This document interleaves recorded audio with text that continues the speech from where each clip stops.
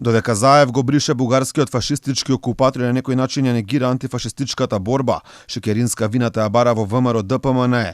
Запрашана за интерпелацијата на владата, министерката за одбрана реши да ја нападне опозицијата дека немале право да говорат за антифашистичката борба.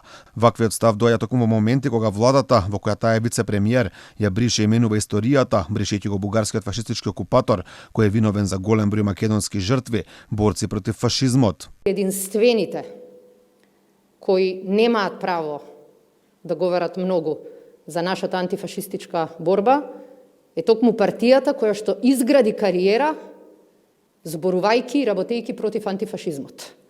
Тоа се истите луѓе кои што уништуваа споменици на наши херои, истите луѓе кои го избркаа сојузот на борци на улица и истите кои што се трудеа да фрлат идеолошка сенка на таа горда епизода во нашата историја. Како што е веќе познато, ставовите и потезите на Заев предизвикаа бура негативни реакции, не само кај опозицијата, туку и кај голем број од граѓаните, а меѓу нив и првиот председател и основач на СДСМ Бранко Црвенковски. Запрашано околу писмото, Шекеринска не сакаше да застане против својот политички ментор, но него не одбрани својот сегашен шеф Заев, правдајќи се дека не сакал од владината говорница да говори за партиски теми.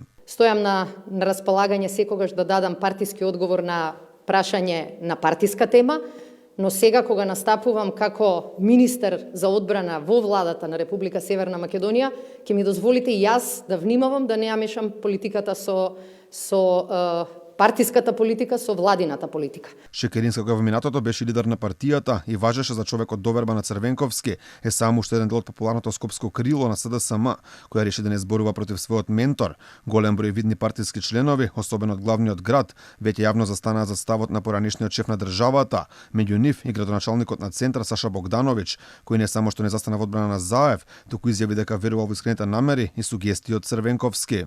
Многу е битно да знаеме отприлика што е цената која што треба ние како општество да ја платиме.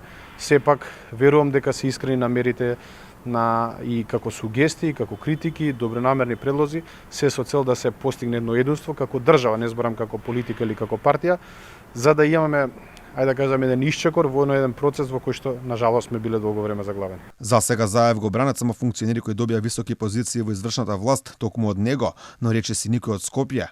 Покрај Скопското дека не се согласува со Заев, сигнали преки Кумановското крило на партијата, односно министерот за внатрешни работи Оливер Спасовски и градоначалникот на Куманово Максим Димитриевски.